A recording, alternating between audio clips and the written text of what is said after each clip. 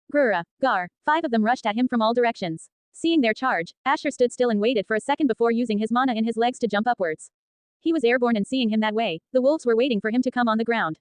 He could not change his trajectory midair, and so the wolves only looked above waiting for him. Woo, he breathed out midair and rotated his body, making himself turn and slash 3 of the wolves. 2 of them died instantly and 1 was dripping blood all over the place. He used the force of his sword to shift his body to the left and land behind the 3 wolves which were left. He didn't waste any time and quickly dashed towards and killing the other wolves easily. He tried to use his bloodline on one of the dead wolves.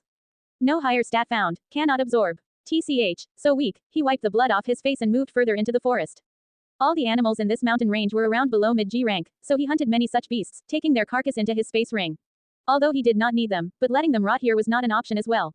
He wanted no one to know about his presence in this forest. He had already carefully removed his traces while going out of the estate.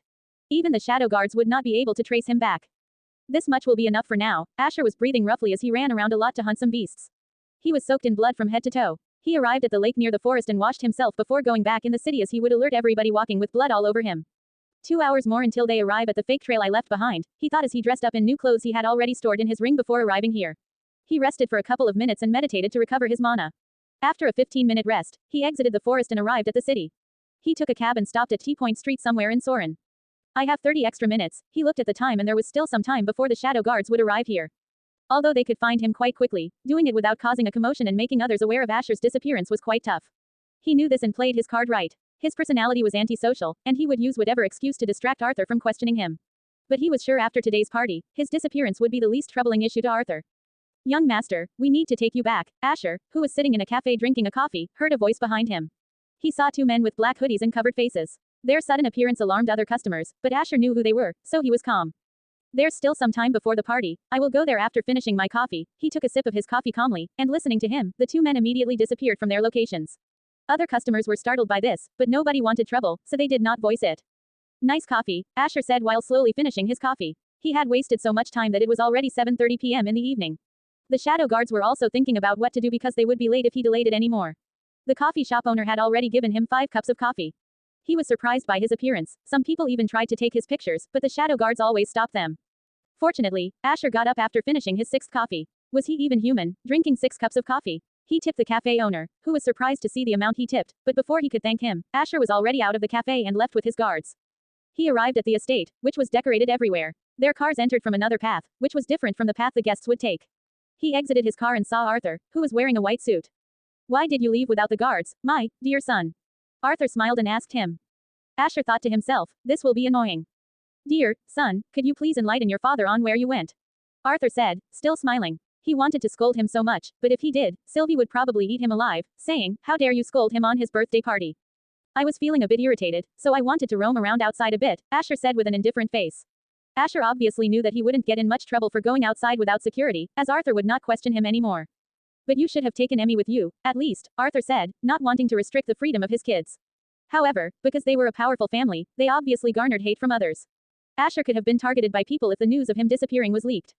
Let's not argue further. I need to dress for the occasion as well, Asher told him and, with a calm face, moved past him. Did his rebellious stage begin or what? Arthur wondered what to do with his son. Asher, where were you? Sylvie immediately appeared close to him as soon as she saw Asher from the living room. Mom, I am fine. Can you let go of me? Asher said while moving away from Sylvie's grip, who held him tightly and was checking if everything was fine with him. But you still need to answer my question. Sylvie met Asher's eyes and demanded an answer. I was just strolling around, refreshing my mind a bit. I wanted a moment alone, so I left the guards and went alone, he said with an indifferent face, showing no emotion, so even his lie was impossible to be spotted unless you somehow had means to detect a lie. Can I go? I need to dress up as well. He looked at Sylvie, who was wearing a beautiful red dress. Coupled with red earrings, with her black hair and black eyes, she looked absolutely gorgeous.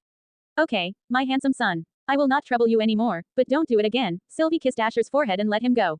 Arthur was watching the scene between the mother and son pair with a stupid expression. You spoil him too much, Arthur came close and told Sylvie. I know, but I don't want him to feel caged, so my heart can't handle scolding him either, Sylvie told him as she looked at Asher, who was going up to his room. Asher arrived in front of his room and saw Emmy, who was walking back and forth in front of his room. She saw Asher and finally let out a breath of relief. Young master, she arrived in front of Asher. You need to get ready as soon as possible. Emmy urged Asher to get dressed up. Although the party would begin at midnight, but he needed to arrive early to greet the guests and socialize with them. Calm down, Emmy. I will go take a shower and just get the suit sent to my room. I will get ready myself, Asher said to her with an indifferent face. He did not want to get dressed by others. He hated other people touching him, especially when his inner self was already that of an adult. And make sure the gift I told you to retrieve is delivered to me during my gift ceremony. As you wish, young master, but, Emmy wanted to say something, but she was cut off as Asher already entered his room. She sighed and gave in, and asked the maid to send the suit directly into the room.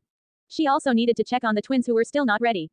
Asher took a bath and put on his suit. He wore a black suit with a black shirt, and a red tie. His whole outfit complemented his black hair and crimson red eyes. He looked extremely attractive in normal casual clothes, but wearing formal attire complemented his charm even more. Almost forgot this thing, Asher said as he took a pair of black gloves and put them on. He came down from his room and saw Lucas waiting for him. Apparently, Amelia and Livia were still getting ready, so they were late. Arthur and Sylvie had already gone to greet the guests who were coming. Every guest was from a rich family or represented an influential person. Nathan wasn't going to attend the party with the others. He would be drinking with more important guests, while Arthur greeted the rest with Sylvie. Can I go with you? Lucas hesitantly asked Asher. Asher looked at him with an indifferent face, which made Lucas think he would reject him. He walked past Lucas and stopped, then said. Why are you still standing there? Follow me, or you can just stay here. Hearing him, Lucas' expression brightened and he immediately followed Asher like a duckling. They entered their cars to go to the spot in the estate where the party was going to be held. The estate was of 500 meters radius and so they took a car to go to the villa where the party was being held. Greville had a separate villa for occasions and for their family use. This villa was even more beautiful and bigger than the family villa. It cost around 1 billion AUR, making the two villas Asher bought pale in comparison, but they, despite being smaller than this, had their own charm. This villa was made this big to accommodate various guests and some of the rooms were even enhanced with soundproofing rooms, which was the room Nathan was staying in. It would work wonders suppressing his loud voice. Meanwhile, in a luxurious SUV, 3 people could be seen sitting and chatting together. Elena, why don't you tell me what you will do at the party? Eva asked Elena. It's a surprise, just wait and watch it, she said while swaying her head left and right happily. Don't worry, Eva, I will protect her if any troublesome thing happens, Kevin said while shrugging his shoulder. Just don't mess things up too badly, as this could even affect our whole families, Eva sighed and ignored the happy Elena. Louis Rothschild had already arrived at the party a bit earlier than them because he needed to arrive a bit early to show respect towards the Greville family. The youngsters were not bound by such traditions, so nobody minded them arriving a bit late. They reached the venue and saw several reporters who were flashing their cameras. Some media channels were invited and permitted to record outside the venue, but media was not allowed inside. They walked past the media while arranged security made sure their path was not blocked. Look, it's the daughters of the Rothschild and Williams families, one of the reporters said while looking at the group of 3 young people. Even the famous Kevin Whiteheart, who is rumored to be a prodigy-level talent, is accompanying her, the other reporter spoke. The group of 3 people walked past the reporters and arrived at the venue. It was around 10:30 p.m. They were greeted by a bunch of maids and they passed through them after they showed them their invites. Wow, Kevin looked around and saw many activities going on. Every guest had their own tables and a waiter assigned to them. A variety of cuisines could be seen being served. Famous artists were seen performing on the stage to keep the guests entertained. Look, it's Elena Rothschild and Eva Williams. Many young boys started chatting up seeing the 2 beautiful girls. Elena was wearing a blue dress which complemented her blonde hair and blue eyes. And Eva was wearing a purple dress which looked cute coupled with her blue hair and black eyes. Eva usually wore glasses, so her no glasses look was refreshing for others to see. Kya, it's the prodigy of the Whiteheart family, Kevin Whiteheart. Some of the girls were fanboying over Kevin. The trio obviously ignored others and sat together at their reserved chairs. As they were from elite families, their seating was more near to the artist's stage, and 2 waiters were serving them together. At least the event is good, just the guy it's for is so annoying, Kevin spoke while sipping on the juice he was drinking from his glass. Hush, Kevin. Eva elbowed Kevin as many other people were keeping their attention on them, and being heard like this was not a good thing for their reputation. Whatever, even the people invited here are annoying. Kevin saw many young boys were stealing glances at Elena and Eva, which irritated him and a frown appeared on his face which went unnoticed as he changed his expressions quickly. Let's just enjoy the party for now, shall we? Elena spoke and distracted the 2 of them. As they were talking, the music went on, and people were socializing with each other talking about recent events. Kevin just talked with Elena and Eva as they politely refused many people who came to join their seats. In the meantime, Asher joined Arthur who was greeting other guests, and Sylvie was talking to a group of ladies. Here comes young Master Greville, one of the men talking to Arthur greeted Asher. Lucas had already gone to the room he would stay in with Livia and Amelia until the announcement was made. Oh, Asher here, meet Mr. Wilsberg and, Arthur introduced every person in the group. Asher did not like to mingle with others, so he kept his greetings short. Everybody knew about his nature, so they did not feel too surprised by his demeanor. Still the same cold devil, huh? A voice came from a certain person, and everyone turned to watch who this person was. Many hours ago, at the Rothschild villa in Soren. Uncle, you just need to cause some issues like you do everywhere. I will handle the rest, don't worry. Elena tried to reason with Louis, who was clearly disagreeing with her. Don't you know that if my brother heard that I helped you like that, my life would be in a very sweet danger, my lovely niece. Louis was clearly annoyed by Elena's plan. If you don't help me now, do not forget that I might just tell father about every ruckus you did behind his eyes, Elena said, giving him a look. As Elena usually attended many events with Louis, she had helped him many times by lying in front of James to save Louis.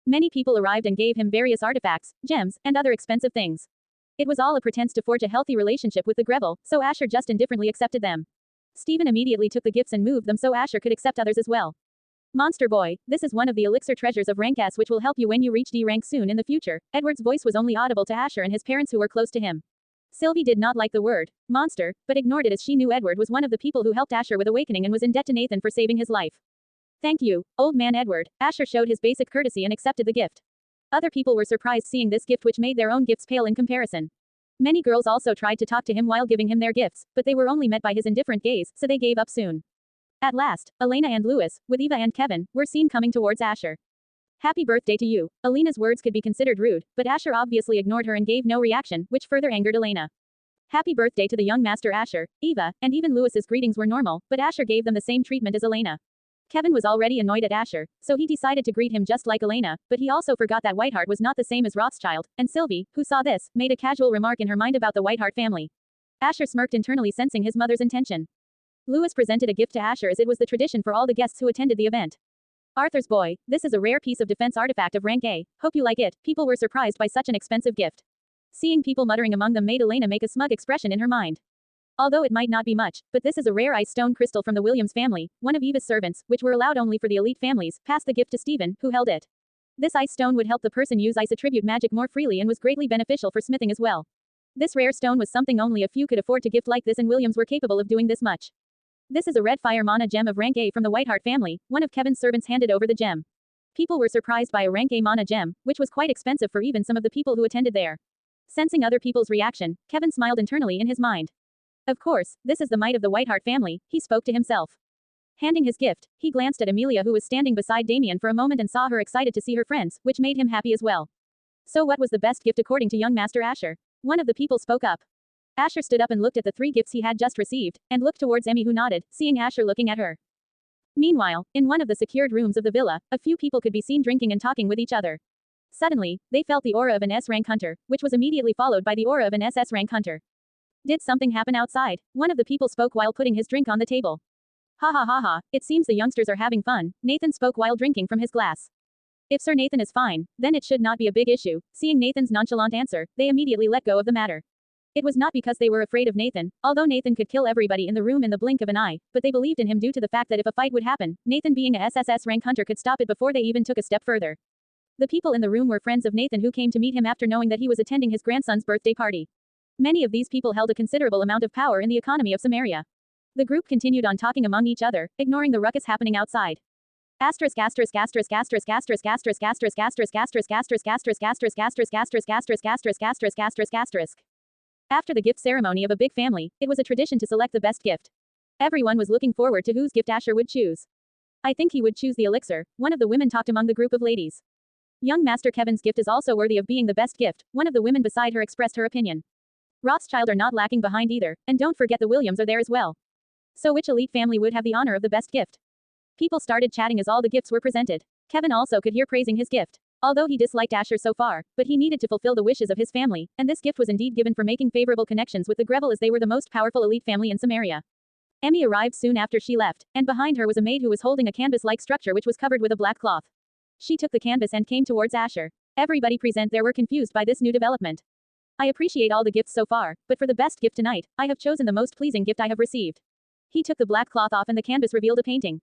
Everybody was confused by seeing the painting, some were speculating it could be an expensive artist's painting, but nobody could recognize it. It depicted a far-stretched grassland on a sunny day where a tree stood in the center. 2 cats could be seen napping under the shade of the tree. It gave a calm summertime feeling. This is by far the best gift I have received today, Asher announced. Seeing a painting of an unknown artist being more valuable than the gifts presented earlier offended quite a lot of people in the crowd, but nobody could dare voice their opinions. Ha ha ha ha, it seems like the Whiteheart family lost to a painting, a young boy laughed among his group. Although he was immediately stopped by his parents, but Kevin, who heard his voice, could only hold his anger inside him. This was a social event, and he was representing his family here, and this meant he could only be on his best behavior, unlike the time when he tried to attack Asher at the airport. Listening to the young boy's remarks, many of his peers started giggling among each other. They were already jealous of Kevin, as he was rumored to be a prodigy and was surrounded by 2 of the most beautiful girls at the party. Although they could not confront him because of his status, they used Asher as a shield to insult and mock Kevin. It seems young Master Asher does not put our families in his eyes. Elena noticed Kevin being insulted, so she decided to carry out her plan. How is this painting worth more than our gifts? Are you trying to mock our families? Elena questioned Asher. You brought it upon yourself, she thought to herself. Seeing Kevin being ridiculed made her angry, and she was not going to sit around and watch Asher mock them. So what? Asher replied with an indifferent face. Why should I bother with your families? It's my party, and this is Soren Miss Rothschild. I guess you already know the consequences of what happens when somebody speaks carelessly in front of me, enough to not repeat the same mistakes again. Asher mocked Elena in front of everyone. Many people were shocked by the way Asher ridiculed one of the most powerful families in front of all these people. Elena's behavior could be considered rude, but Asher was plainly threatening her in front of everybody. Hearing this, Kevin forgot about saving the reputation of his family and was ready to return Asher's words and stepped forward, but he was stopped by Elena. I heard the grandson of the sword god was quite talented in his sword talent. You even learned it just by watching the person demonstrate the moves to you, Elena spoke with a smirk on her face. What are you trying to imply, Elena? Amelia spoke to calm the two parties. She did not want them to argue with each other and wanted to stop the fire before it spread further. Stop, and what do you want with that information, Miss Rothschild? Asher stopped Amelia from speaking further, his cold gaze landed on Elena again. I mean, I heard about your talent and wanted to see if it was true or not. I wanted to have a friendly bout with you after the party, but, Elena was speaking, but Asher cut her off. Stop being annoying and tell me what you want. I don't have so much time to entertain your tantrums. Asher's indifference ignited even more anger inside Elena. Why don't we have hand-to-hand combat duel right here, right now? Elena challenged Asher. Elena, what are you doing? Eva tried to stop the fight. She did not think Elena would outright ask for a duel with Asher. As the news of Asher's awakening was not spread, everyone assumed Asher to be an unawakened person. Even Eva thought of Asher as an unawakened person. Don't worry, I would not use my mana against you, but if you are too afraid to fight me, I would not force you, Elena asked worriedly. Although inside she was smiling, thinking of how she would trap Asher into accepting the duel. Arthur and Sylvie were silent, they did not intervene slightly in this matter. They knew about Asher's strength, so they did not see a reason to stop this. This might be a good way for Asher to announce himself as an awakened person, Arthur thought to himself. Isn't it bad for him to fight an awakened person? Several people were muttering among themselves. No need, we can have this duel. Emmy, take this painting away from here, Asher agreed to Elena's challenge. Oh, it seems like you are quite confident in yourself, kid, but I hope the adults won't interfere in the duel of the youngsters, Louis looked at Arthur and spoke mockingly. Mom, Dad, no need to interfere in the duel, Asher indifferently said and moved from his position. If the young people want to resolve it between themselves, then what could I say? Arthur obviously knew Asher's strength after his dungeon trip, so he was confident that Asher could beat Elena, who was known as a person following the path of a mage. Sylvie also did not speak against it. Amelia could do nothing now that her parents also agreed upon this. The twins were anxious as to why suddenly this blonde girl wanted to fight Asher. Lucas, especially, found Elena and Kevin quite annoying. Stephen, arrange for the duel to happen right now, Arthur signaled Stephen. The other guests couldn't follow what just happened. Just a couple of moments ago, they were celebrating, and now two people from elite families were going to have a duel. Eva could only sigh, watching her Elena, who went to get changed into her training suit as she already brought a nano armor suit for herself. Kevin was looking forward to seeing the beaten face of Asher already. He was confident that Elena would be able to beat Asher, who was known for disinterest in awakening in hand-to-hand combat. Emmy had already brought her nano suit bracelet, so she got ready quite quickly. Elena, don't go overboard, okay? Louis seriously told Elena as she was leaving the room given to her to change into the training suit. I know, I will only mock him in this duel. Winning is not my goal. I want to see how he will look after acting so cocky till now. It seemed that her anger for Asher had already turned into hate. She arrived, seeing a square area of 20 meters where she would have a mock battle with Asher. They could not use weapons. She saw Asher, who was still in his suit and did not change into a proper training armor. Are you backing out now? Elena mockingly asked Asher. Come here and fight. No need to run that mouth of yours so much. Asher stepped into the training area while other guests were spectating and guessing who the winner would be. You, Elena wanted to say something but she stopped. Alright, let's see this arrogant attitude of yours when you face me. Elena also stepped into the ring. Louis stood on the other side of Asher behind Elena with Kevin and Eva. Arthur and Sylvie were already sitting on their seats. Most of the young children were excited to watch this duel. Adults were the same, although nobody was voicing it. They also wanted to know how good Asher was. Will he be fine? Damien asked Amelia, as he also didn't know about Asher's awakening like the others present here. Don't worry, Ash is strong enough to defeat her, Sylvie replied to Damien's question. Stephen stood in the middle of Asher and Elena, who were 15 meters away from each other. He stood and signaled the start of the mock battle. 3, 2, 1 start, Stephen disappeared from the duel field in an instant, due to him being a high-rank person as well. I will now teach you how to behave, Elena was speaking when suddenly Asher dashed towards her. Wait, he can use mana. One of the guests spoke loudly. People were shocked to see Asher, who used the mana in his legs to propel himself towards Elena. Asher instantly arrived in front of Elena, who did not have the proper stance yet. He immediately threw a punch in her stomach, levitating her above the ground. That's why I told you to shut that mouth of yours, Asher said, not even waiting for Elena to recover. Elena, who was in pain, gathered her mana in the last moment, which helped her negate most of the pain that passed through the training suit. This suit was only for training purposes, so its damage negation was low. What? This kid is already an awakened person. Louis was panicking at this moment. This was not the plan Elena had told her. For their plan to humiliate Asher, him being an unawakened person was an important key. Elena only wanted to exchange some moves and defeat Asher quickly. But she can still defeat him. Lewis calmed herself, remembering that her niece was not called a genius for no reason. Elena stood up and ignored the slight pain in her guts. She took a proper stance and prepared to attack Asher. Asher stood still, coldly gazing at Elena. She dashed towards Asher and sidestepped just before she reached him and threw a punch at him. Asher saw through her feints and bent his body a bit backwards, dodging her attack. Asher immediately took the chance to rotate his whole body at this moment and kicked Elena, who flew away from Asher. Weak, Asher muttered to himself, looking down on Elena. How dare you? Elena, who stood up, was going to argue with him but Asher did not give her a chance. Asher threw multiple punches targeting every part of her arm. Elena kept blocking his attacks, but the pain was building up. Eventually, due to pain, she put her guard down for a moment and Asher did a roundhouse kick at Elena's jaw. Blood was dripping from Elena's nose. She was breathing heavily while standing up, struggling to move her hands to block the next attacks. Looking like this, everybody knew that Asher had won the mock battle. Many young people cheered for him, but some fans of Elena stayed quiet. Let me educate you on what happens when you run your mouth too much. Asher's voice shocked Lewis, Kevin, and Eva, who were shocked as well. They were shocked to see Elena lose this badly. Asher did not care about whether the quest was completed or not, and at this moment, he only wanted to take care of the person standing in front of him more cruelly. Asher dashed, seeing which, Elena immediately panicked and closed her eyes and put her guard up. Asher did not care about her defense. He now channeled mana into his feet and punched and connected a kick to her face at the same time. The training armor could only negate so much damage, but Asher's aggressive attacks did not give enough time for Elena to recover her stance. Wait, why is he not stopping the duel? One of the kids who admired Elena asked his friends hurriedly. Yeah, didn't he already win this mock battle? Many people were confused as to why Steven was not stopping the battle. Amelia, can you stop this duel? It's clear that Elena has lost already, Eva worriedly asked Amelia. Sorry, stopping this duel is not in my hands anymore, Amelia told them as she gestured towards her parents who were indifferently watching the fight. But can't you at least try? Kevin shamelessly asked her, as he couldn't bear to watch Elena getting beaten up anymore. What? Why would she help you now when Elena herself didn't stop it when she tried to stop the duel from happening? Damien was shocked by Asher's power, but Kevin's request made him snap out of it. Kevin was about to say something but, he is right, it was you guys who started this, and now only my parents can stop my brother. Other than them, I doubt he would listen to anyone else. Amelia didn't want to argue anymore. Seeing this, Eva and Kevin could only step back and hope that Asher wouldn't trample on Elena's pride anymore. But their belief that this was a friendly mock battle with only their pride on the line was shattered soon. Elena's breathing was rough, and her face was ragged with blood smeared all over her mouth. Asher had been targeting her shoulders after messing up her face. Only a minute had passed, and everyone present was silent. Asher got close to Elena, who could not hold her right hand up anymore. Asher's attack had made her right hand limp. He struck his elbow on her chin and immediately twisted his body, landing a kick on her face, making Elena's whole body twist in the air, and she fell to the ground on her face. Asher stomped his leg on her face, and before he could attack her face again. Stop this instant. Louis Rothschild flared all his rank S pressure, seeing Asher's true motive. He immediately targeted Asher, not even caring about the other low-rank people around him. Eva and Kevin also signaled their guards to go and intervene right now. Many high-rank guards flared their mana and were ready to fight if the Greville tried to stop them. Don't you dare, Louis was shouting in anger when suddenly. Bam! An immense flood of pressure flooded the whole villa. Nobody could move except the Greville family and their servants, who somehow were fine. Louis and the other bodyguards fell to their knees, blood came out of their mouths. Then suddenly, a voice could be heard. It seems that the Greville are not feared anymore. Nathan appeared, and Louis looked up barely and saw who it was. What he saw made his face pale. Nathan, seeing everything had calmed down, took his pressure back. His pressure was like a flood coming through, eradicating everything in its path.